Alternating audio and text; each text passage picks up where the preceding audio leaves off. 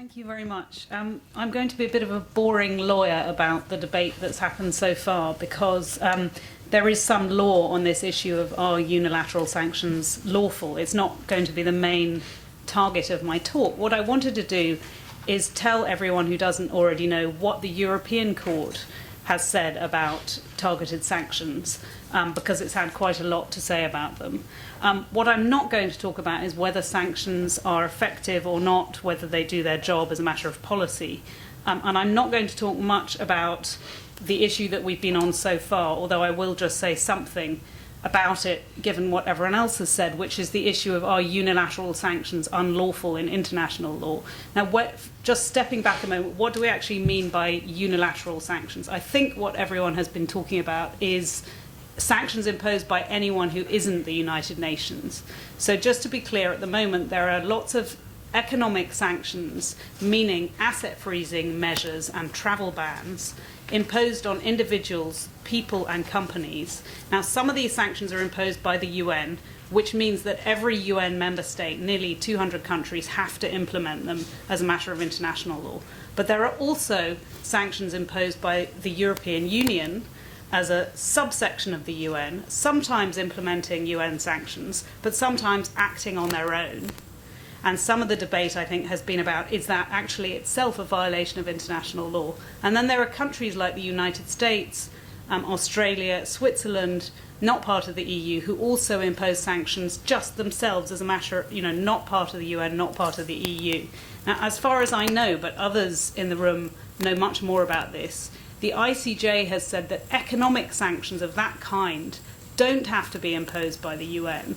But in other words, as long as we're not talking about the use of force, but we're talking about economic sanctions, for example, in the Nicaragua case, the ICJ has said they do not breach, per se, the principle of non-intervention if they're not extraterritorial, so they don't purport to be going beyond the boundaries. And there's an interesting debate about whether American sanctions, which say that they're extraterritorial, violate international law. But as long as they're not extraterritorial, and as long as they're not involving the use of force, but we're talking about economic sanctions, so far the legal position, as far as I'm aware, is that the ICJ has said that that itself is not a violation of international law. But what I want to talk about is a different legal issue, which is the whole thing unlawful? Because, of course, the EU and other countries have been imposing sanctions for a very long time without the courts saying that it's been unlawful. But the key issue is, how are they imposed? Are they fair? Are they unlawful in a different sense? Not do they breach international law, but do they violate basic principles of due process, fairness, rights of defence, and so on? So when the European Union imposes sanctions, the reason that there's so much case law in the European Court now about sanctions is because the EU, whether it's lawful or not in international law, has given itself the power, most recently in the Lisbon Treaty, to impose economic sanctions. And what that means is, once there's been a decision as a matter of common foreign and security policy, so we're talking about EU foreign policy, once there's a decision by all the member states that they want to take some kind of action against a country as a matter of foreign policy, then the EU has the power, in EU law certainly, to take restrictive measures. And what this actually means is that there are a number of legal instruments, EU bits of legislation, which say that the European Union countries have decided that, for example, they want to take steps against Iran's nuclear program, or they want to take steps to stop the funding of terrorist activities, or a huge range of very, very different foreign policy imperatives. So, for example, they want to help Egypt to have funds that have been expropriated returned to the Egyptian state, or they want to stop some regimes from violating human rights. All these very different foreign policy aims form economic sanctions when they're put in the form of a decision, and they list individuals and companies in an annex, and they say, because we want to achieve these different foreign policy aims, we have drawn up a list of people and companies whose assets we're going to freeze and whose travel we're going to prohibit in the European Union. Now, of course, in some sense, these are extraterritorial, because many of the people and companies on the list are in Iran, Zimbabwe, countries outside the EU, and of course they therefore have a very real impact outside the EU. But the only place they can have an actual effect in terms of where are your assets frozen and where can you not travel is, of course, only in the European Union, because that's how far their power extends. So as soon as one of these measures comes out of the European Union, everyone who is on that list, companies and people, has the right to go to the European Court within 2 months and say, and challenge their designation and say, I'm unfairly on the list, either because the process that was followed is unfair, or what you have said about me and the reason that you have included me in this measure is unlawful. Those kinds of arguments. It's really judicial review, but in the court in Luxembourg, which is where the European Court is, and there are hundreds and hundreds of these cases in the European Court at the moment because there are so many European sanctions regimes. Now, some of them implement UN sanctions, and some of them are the EU acting autonomously, as it were. So, in other words, take, for example, Iranian sanctions. The UN has some form of sanctions against Iran, but the EU has gone much further and added a great many more people and companies to the Iran sanctions, and those people are entitled to challenge their sanctions in the European Court. The problem that the European Court has been addressing in these cases is that when these sanctions were first imposed, and we're talking early cases in 2008, 2009, the EU's practice was not to give reasons at all for people being included in these measures. So the most famous case is called Hague, which is a case about someone who was on a UN sanctions measure, counter-terrorist sanctions, and when he was originally listed just after 9/11, he wasn't given any reasons at all why he had been included in the measure. The leading European case, also a counter-terrorist one, is about the People's Mujahideen of Iran, called the MEK in the US. Again, because when they were first listed on the counter-terrorist sanctions in the EU, no reasons at all were given. Now that position has changed. So now everyone is always given, subject to a wrinkle to do with the UN, everyone is always given some reasoning as to why they've been put on the sanctions list. But I say this because all of this case law is in a context in which there was a real problem of due process. So those organisations, Mr. Cardi and the PMOI, brought their cases to the court and they said, I've been included in what is a very restrictive measure. Our reputations are ruined, we can't hold assets in Europe, we can't travel, without being given basic due process like reasons and a chance to challenge our designation. And what the court in Luxembourg has done in these hundreds of cases, and is still doing, has said when you're going to impose sanctions of a targeted kind, so if you're in the business of trying to make sanctions fairer, so instead of an old-fashioned trade embargo where you simply say we're not doing any business with Iran, the idea is that by targeting the people that you want to try to impose pressure on, by targeting, if you're going to target, you have to give basic due process, by which I mean, number one, reasons why you've been included. Number two, not just assertion, but some kind of evidence supporting the reasons that have been given. Number three, basic rights of defence, a right to not an oral hearing, but a chance to make representations and explain to the decision maker why you say the reasons that have been given are wrong. And review, judicial review by a court that is actually competent to look at whether the reasons are good reasons or are bad reasons. And proportionality. All features of international law, of course, and the UN Charter, as well as EU rights of defence. But that is effectively what the court has said, and the court in Luxembourg has become effectively a very human rights protective court in these cases. And this is a court traditionally dealing with competition, state aid, trade between member states. But here these cases are brought by individuals saying my rights have been violated, and the court has said you have to give due process. Now, the cases have all been a question of working out how those principles apply in different contexts. So does the same apply where it's actually the UN that's taking the ultimate decision to put someone on a list, as in the case of Mr. Cardi?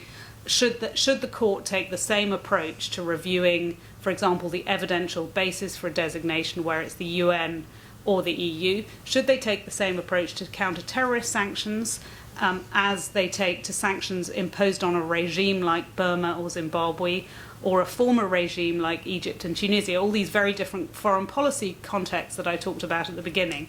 So far, the court has more or less said, and I'm hugely oversimplifying, yes, you take the same approach because each of these measures is really a list of people that does something very restrictive to these people's reputation and livelihood, and therefore they have a right to basic due process. It's also fair to say a lot of these cases are now on appeal. There is an appeal judgment in the Cardi case coming out next Thursday, which will be very important on some of these issues, and the court may decide that it will take a different approach to different kinds of sanctions. We don't yet know. The reason these cases have been controversial is that a lot of them have been winning, because there is a real problem with the process followed in the EU. When a group of countries try to impose sanctions, it's a difficult thing to do. They have to, because the court has said to the EU, when you are the decision maker, you actually have to assess yourself the evidence for each of these people being on the list and come up with good reasons supported by evidence. And the European Council, I think it's fair to say, has been struggling with that and losing a lot of cases. Not all cases by any means, but for example, this has come into the public spotlight because a great many Iranian cases have recently been winning in the European courts. So some of the prominent banks in Iran have won their cases and in theory have come off the sanctions list. But I also just want to make clear that these sanctions are not being invalidated, because what's been happening so far is either they've gone on appeal, which stops people falling off the list immediately, or people have been relisted. So very often, although you might win your case in Europe, you immediately are relisted by the European Union, who wants to keep you on the list, and you then have to challenge your new listing where additional reasons have been given, and so on. Now, I just want to end by identifying 3 points of interest about these cases. So that's the basic framework of what's been happening. First of all, as I say, the court has very much said where the EU is the decision maker, it has to do a proper job of assessing evidence. Now, this causes great difficulties where you have 28, I think it now is, member states, because a lot of sanctions, of course, depend on intelligence about what is happening in a country, either an EU country or more likely a country outside the EU. Now, how does the European Union know who to have on and off the sanctions lists in African countries, in the Ivory Coast, in Zimbabwe, in Egypt, in Iran? Now, so far it has been more or less relying on information from the member states, but the member states are very loath to disclose classified secret information because they're not going to want to share their intelligence with other member states. So a very live issue at the moment is what to do about classified material. So the European Council is being told by the court, you have to come up with evidence to justify these decisions. The European Council says, well, the countries, America and member states of the EU and others, won't give us the material because it's classified and they don't want to share it with France, Germany and all. Now, at the moment, the European Court is looking at this issue about whether it needs to have some kind of closed procedure whereby classified evidence can be looked at. The American courts have dealt with this in a way that I think is not fair, which is that the court sees the full classified record when someone is designated on a sanctions list in the US, but the designated person or company doesn't see it. Now, so far in Europe, that has not been regarded as a fair system. And in the UK, the Bank Mellat judgment was mentioned from a couple of weeks ago, where the UK courts have been extremely loath to hold any kind of hearing in secret. But this is going to be an issue in front of the European Court in future. Secondly, and more relevantly for the overall title of the conference about unilateral sanctions and international law, are there limits on what the European Union can do as regards imposing sanctions? And this is an interesting and difficult problem. It's one thing if you're an individual or a company saying, it's not fair, I wasn't given enough reasons for being on this list. But what about, is there anything that the EU can do in the name of foreign policy? So if you are, for example, in Africa and you're on a sanctions list, the EU has now started including even people not connected with a regime, not connected with a state, non-state actors, on these lists on the grounds that they violate the rule of law. Now, if that is sufficient, then you can imagine, anyone who is accused of doing anything anywhere in the world is fair game for an EU sanctions list, as long as there is some kind of foreign policy objective. And it will be interesting to see whether the court is willing to go into these much more political questions about who could be on and who can be off the list. So far, the court has really stuck to legal due process issues about fairness and not really gone to the proportionality, if you like, of who should be on and who should be off the list. But you can see the potential for political abuse, if you like, of these sanctions lists. So, for example, Egyptian and Tunisian sanctions, which are very much old guard and new guard fighting each other, old regime and new regime. The EU is acting on the basis of information coming out of Egypt at the moment, for example, to decide who is on and who is off the list. You can immediately see that that's a problem in terms of quality of evidence and possible interests of people putting forward the evidence to the EU. Finally, what about the results of some of this case law?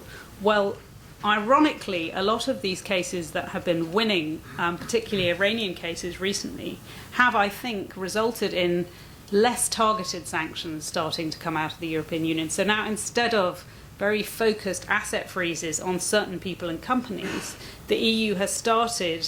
So Iranian sanctions were aimed only at people alleged to be somehow involved in nuclear proliferation.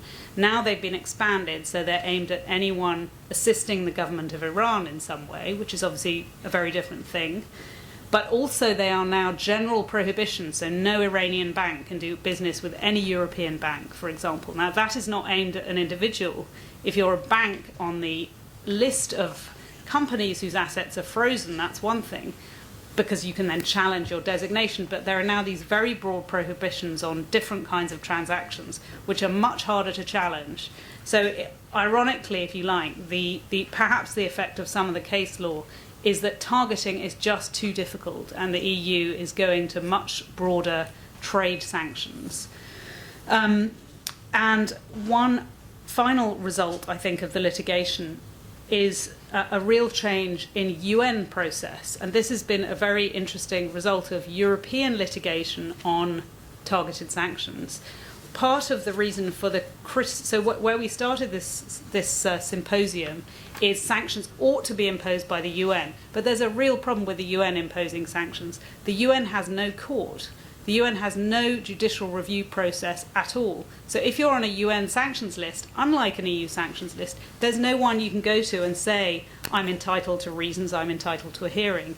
And because of that, when Cardi's case went to the European Court, when the EU implements UN measures, the court has stepped in and said, even though we're implementing a UN measure, because the UN has no level of due process for individuals at all, we are going to supply, when decisions are made in the European Union which respects the rule of law, we are going to make sure that it's done fairly, meaning reasons, evidence, and so on.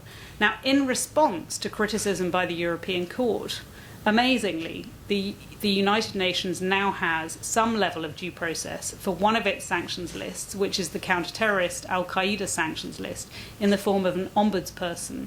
And her office was created specifically as a result of European litigation in order to allow people now to apply to her and say, please look at the evidence underlying my designation. And she recommends to the sanctions committees, to the Security Council, whether there is sufficient justification for people, in her view, being on or off the list. But that UN change has come about as a result of EU litigation criticism. I think I'm out of time, so I will stop there. Yes, thank you.